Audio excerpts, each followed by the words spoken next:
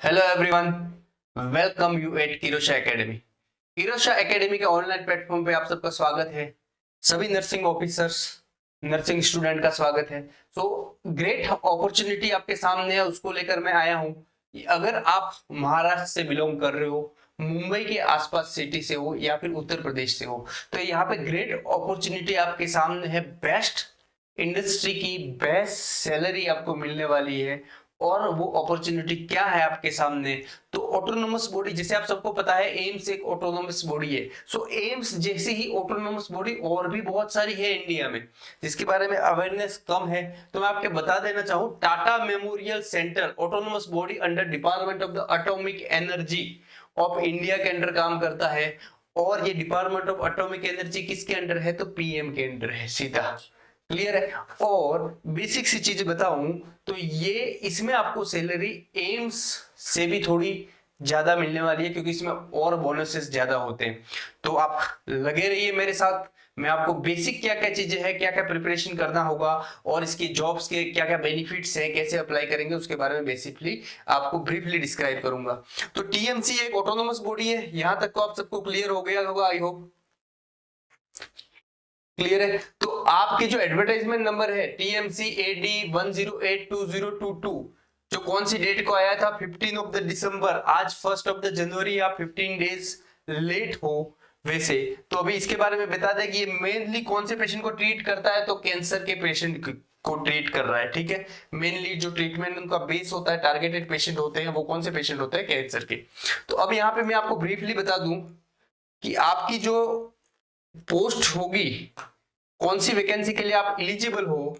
तो मैं बता दूं, यहाँ पे जो नर्स ग्रेड ए है, नर्स ग्रेड ग्रेड ए पे मत जाइए। यहाँ पे क्या रहता है? ABC, जैसे प्रमोशन होता है तो सबसे बेसिक पोस्ट ए है, बी है, देन सी है। तो नर्स ए में आपकी जो पोस्ट है 122 पोस्ट है, 122 पोस्ट है, जिसमें जनरल की 40, ओबीसी की 37, एससी की 15, एसटी की 21, ईडब्ल्यूएस की 9 पोस्ट है। कहां पे है? टाटा मेमोरियल मुंबई। जो मुंबई में जॉब करना चाहते हैं तो आपके लिए बेस्ट है ये वाली अपॉर्चुनिटी।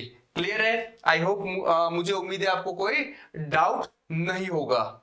और 90 पोस्ट कहां पे है? 90 पोस्ट कहां पे है? तो आप बताओगे सर 90 पोस्ट आपके यूपी में, वाराणसी इंक्लूडिंग ये जो मुजफ्फरनगर की जो पोस्ट है, यहाँ पे 90 पोस्ट है, यहाँ पे भी अवेलेबल है। तो टोटल कितनी पोस्टें होगी? 122 प्लस 90 करके देख लो, 212। बहुत सारी पोस्टें हैं टीएमसी के अंदर। अपकमिंग जो वैकेंसी है उसमें बहुत सारी पोस्टें हैं। क्लियर है? क्वालिफिकेशन क्या चाहिए?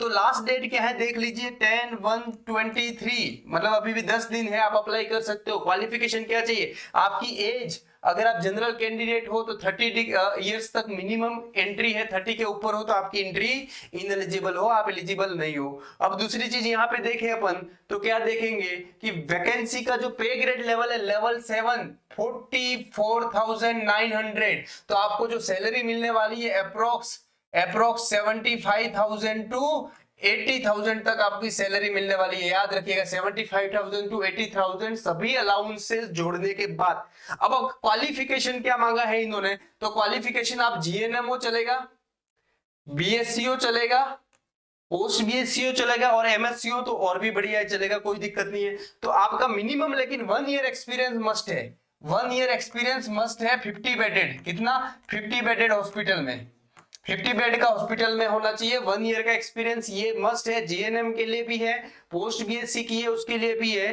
क्लियर है? और देखें, और कैंडिडेट हुए diploma in nursing oncology in TMC, TMC के अंदर नर्सिंग ऑन्कोलॉजी के लिए डिप्लोमा किया और 5 साल उन्होंने जॉब कर दी है, तो उनको भी बेनिफिट दिया जाएगा। क्लियर है? और बाकी स्टेट नर्सिंग काउंसलिंग आपके हो गया, आईएनसी, वहां पे रजिस्ट्रेशन भी मस्ट है। लोकेशन कहां पे जॉब है? टाटा मेमोरियल हॉस्पिटल, पारेल, मुंबई में। Mahamana Pandit Madan Lal Malviya cancer institute, Homi Bhabha cancer hospital research centre, Varanasi UP, Homi Bhabha cancer hospital and research centre, Muzaffarnagar. तो यूपी के अंदर 2 सेंटर है और मुंबई के अंदर 1 सेंटर है जहां पे पोस्टें अवेलेबल है। नेक्स्ट नेक्स्ट अपन देखेंगे डिटेल्स क्या है एग्जामिनेशन की। ये यहाँ पे मैं फर्स्ट ग्रेड मतलब नर्सिंग ऑफिसर की पोस्ट की ही बता रहा हूँ, सेकंड ग्रेड 2। क्लियर है। डिटेल्स क्या है, स्किल टेस्ट होगा इसमें। एक्चुअली देखें तो अब रिटर्न एग्जाम के साथ स्किल टेस्ट भी मैंडेटरी किया है। कहां पे, टीएमसी में, टाटा मेमोरियल। रिटर्न टेस्ट कितने मार्क्स का होगा, तो 100 मार्क्स का होगा।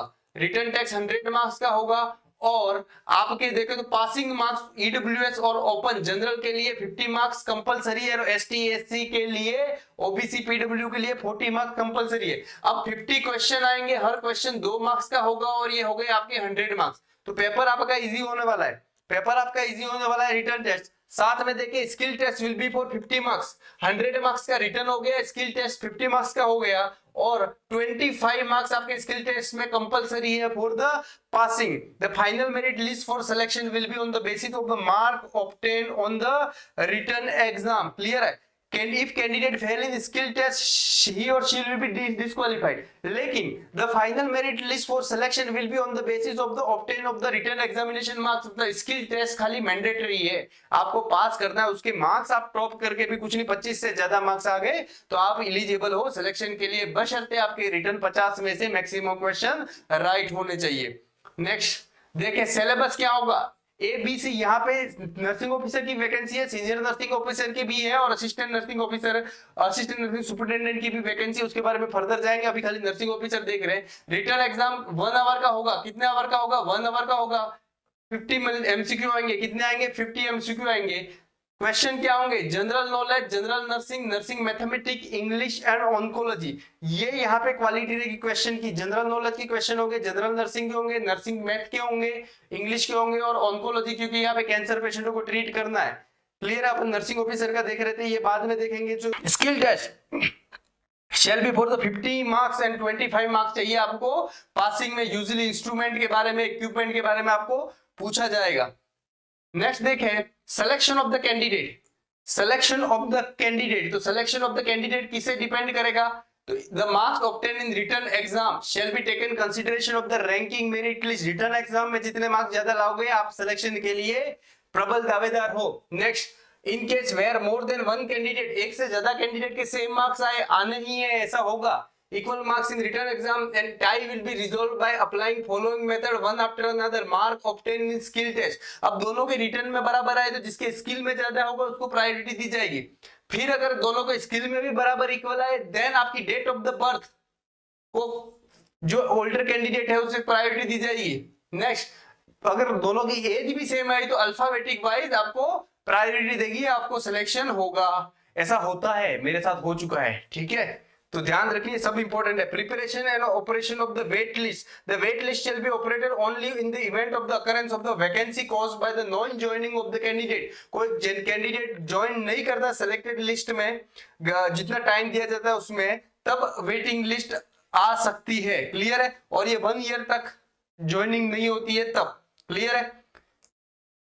अगर और वैकेंसी नहीं आई तो, नहीं तो फिर नहीं आएगी वेट लिस्ट। नेक्स्ट देखें, जनरल कंडीशन के लिए लास्ट डेट कौन सी है, तो 10 जनवरी। 10 जनवरी लास्ट डेट है। 5:30 बजे तक आप फॉर्म भर सकते हो। कितने बजे तक, 5:30 बजे तक 10 जनवरी को आप फॉर्म भर सकते हो। Next, candidate must send their online application. कौन सा मोड है, ऑनलाइन मोड से आपको application sign, photo, PDF, document सब अपलोड करने हैं। इनकम्प्लीट अगर आपका ऑनलाइन होगा एप्लीकेशन तो आपका फॉर्म रिजेक्ट होगा। ये सब पढ़ लेना। डेट ऑफ बर्थ और कौन सी सर्टिफिकेट, एजुकेशनल क्वालिफिकेशन के सर्टिफिकेट चाहिए। एक्सपीरियंस सर्टिफिकेट, आपका past employment experience certificate must है, क्योंकि 50 बैडेड से ज्यादा का एक्सपीरियंस सर्टिफिकेट उन्होंने मांगा था। कास्ट सर्टिफिकेट नीडेड है। अगर आप इकोनॉमिकल वीकर ग्रुप से तो आपकी कास्ट सर्टिफिकेट मैंडेटरी है यहाँ पे।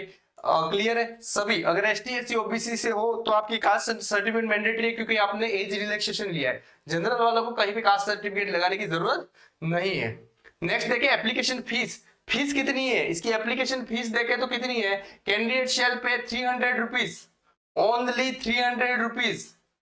एम्स में देखो तो कितनी है, 3000, और यहाँ पे कितनी है, 300। बहुत अच्छी अपॉर्चुनिटी है। एससी एसटी और female candidate person with disability first time applying civil post after the service any rank are exempted from paying application fee. तो फीमेल कैंडिडेट के लिए यहाँ पे फ्री है। एसटी एसटी फीमेल के लिए भी फ्री रखा है। एप्लीकेशन फी एक बार भर ली आपको रिटर्न नहीं मिलेगी। तो फीमेल नर्सिंग ऑफिसर के लिए तो गोल्डन चांस है, आपको कोई फी भी नहीं पे करनी है। ठीक है, तो ये आपका हो गया नर्सिंग ऑफिसर पोस्ट के वैकेंसी के बारे में। अगर आप इस कोर्स को ज्वाइन करना चाहते हैं तो किरोशा एकेडमी डाउनलोड कीजिए, नीचे जो नंबर रन कर रहा है उस पर कॉल करके आप फर्दर डाटा ले सकते हो, इन्फॉर्मेशन हमारे साथ कैसे करना है, क्या करना है, इसकी प्रिपरेशन कैसे करें, अपकमिंग एग्जाम की प्रिपरेशन कैसे करें। तो चैनल को लाइक शेयर और सब्सक्राइब जरूर कर दे ताकि सब लोगों तक ये लिंक पहुंच जाए और सबको शेयर करें। और मैक्सिमम मैं बता रहा हूँ, आप राइट टाइम पे इनिशिएटिव एक्शन लीजिए। अगर आपको पास आउट होते ही अगर 80,000 की जॉब मिल रही है, मुझे नहीं लगता ये कोई बुरी चीज है। क्लियर है? सो ट्राई कीजिए, जब तक आप कोशिश नहीं करोगे आपको कैसे पता चलेगा कि आपका सिलेक्शन होगा कि नहीं होगा। बहुत सारे nursing officer student nursing case ऐसे हैं कि वो ट्राई ही नहीं करते, सर हमारा तो होगा कि नहीं होगा। बहुत सारे स्टूडेंट है जिनको कुछ नहीं होता था, तभी सक्सेस स्टोरी अपने पास अवेलेबल है। सो आप किरोशा एकेडमी को ज्वाइन कीजिए, किरोशा एकेडमी प्ले स्टोर पे अवेलेबल है, डाउनलोड कीजिए। और अगर कुछ भी डाउट है तो व्हाट्सएप का नंबर दिया हुआ, आप मैसेज जरूर करें। Thank you very much.